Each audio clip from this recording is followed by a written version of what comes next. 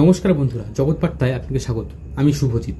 এই মুহূর্তে যখন যুক্তরাষ্ট্র ভারতের উপর 50% পর্যন্ত ট্যারিফ আরোপ করেছে এবং ভবিষ্যতে আরও ট্যারিফ আসতে চলেছে, চীনের দিক থেকে ভারতের উদ্দেশ্যে বেশ গুরুত্বপূর্ণ বার্তা আসছে।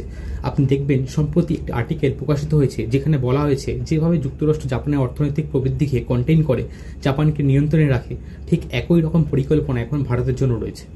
চীনের সরকারি ভূরাজনৈতিক বিশ্লেষকরা সরাসরি বলেছেন আসল কন্টেইনমেন্ট পরিকল্পনা চীনের জন্য ছিলই না, সেটা ব্যর্থ হয়েছে। চীন আজ অনেক দূর এগিয়ে গেছে।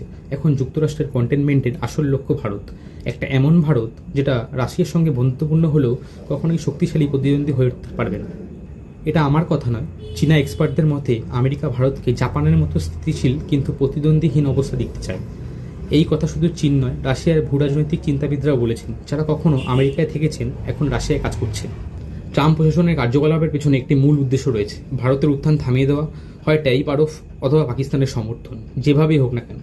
ভারত যদি একটি মিডিল পাওয়ার হয় তাহলে সেটা যুক্তরাষ্ট্রের স্বার্থে উপযুক্ত, কিন্তু যদি একটি গ্রেট পাওয়ার হয়ে ওঠে তাহলে সেটা যুক্তরাষ্ট্রের পক্ষে হুমকি স্বরূপ। এই কারণেই ভারত যেন 6 থেকে 7 ট্রিলিয়নের বেশি এগোতে না পারে, এই চেষ্টা চালাবে আমেরিকা। চীনা বিশ্লেষকরা আবার তুলনা টেনেছেন জাপানের সাথে। 1980 থেকে 90 দশকে জাপান এত ফাস্ট গ্রো করছিল যে মনে হচ্ছিল তারা খুব তাড়াতাড়ি আমেরিকাকে বিট করবে, কিন্তু 1985 সালে প্লাজা অ্যাকর্ড নামক এক চুক্তির মাধ্যমে আমেরিকা জাপানকে বাধ্য করায় ইয়েনের মূল্য বৃদ্ধি করতে। এর ফলে জাপানি পণ্য বিকেম মোর এক্সপেন্সিভ গ্লোবালি এবং তাদের এক্সপোর্ট ভেঙে পড়ে। এই চুক্তিকে অনেকে বলে থাকেন জাপানকে ধ্বংস করার পাথেয়। এরপর আসে স্টক ও রিয়েল অ্যাসেট বাবেল এবং তারপরে বিশাল অর্থনৈতিক মন্দা। তারা বলছে ঠিক একই কৌশল আজ ভারতের উপর প্রয়োগ হতে চলেছে।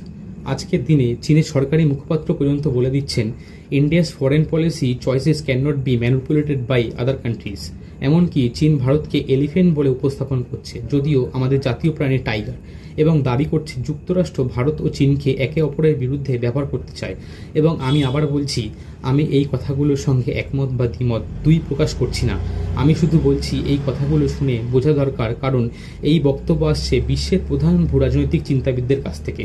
উল্লেখযোগ্যভাবে ভারত আজ বিশ্বের 5ম বৃহত্তম এভিয়েশন মার্কেট হয়ে উঠেছে। ওকে, সো এই ছিল আজকের ভিডিও। আপনার কেমন লাগলো অবশ্যই কমেন্ট করে জানাবেন।